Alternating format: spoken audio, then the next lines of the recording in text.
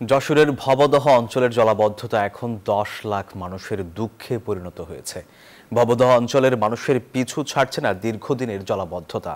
এর মধ্যে হঠাৎ বন্ধ করে দেওয়া হয়েছে জলাবদ্ধতা নিরসনে তৈরি বিল খুকশিয়ার জোয়ার আধার টিআরএম। বুলবুল শহীদ খান হিমেলের তথ্যছবিতে ডেস্ক রিপোর্ট। জোয়ারের সঙ্গে আসা পলি জমে ভরাট হয়ে যাচ্ছে যশোরে পানি নিষ্কাশনের একমাত্র মাধ্যম শ্রীহরি ও টেকা নদী। ফলে প্রতি বছর ভবদহে জলাবদ্ধতার সৃষ্টি হচ্ছে।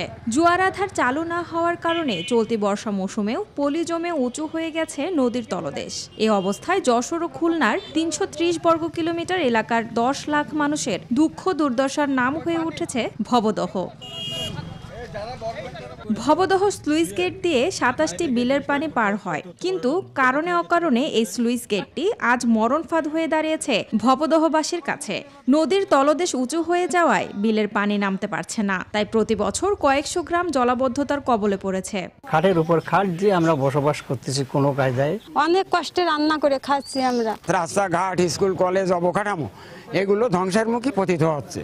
অভিযোগ রয়েছে 4 দশকে হাজার কোটি টাকার প্রকল্প বাস্তবায়ন হলেও এই অঞ্চলের জলাবদ্ধতার স্থায়ী সমাধান হয়নি। দ্রুত পানি নিষ্কাশন, জলাবদ্ধতার স্থায়ী সমাধানে টিআরএম চালু ও খাল সংস্কারের দাবি জানিয়েছেন স্থানীয়রা।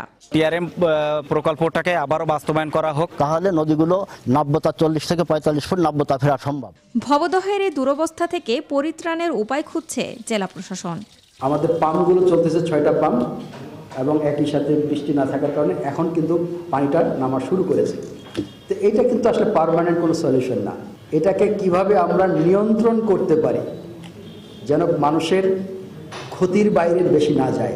যশোরের অভয়নগর উপজেলার ভবানীপুর গ্রামের ভবদহ এলাকায় 1961 সালে নির্মাণ করা হয় sluice gate.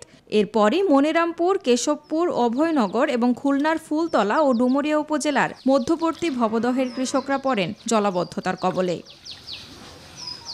Desk report, news 24।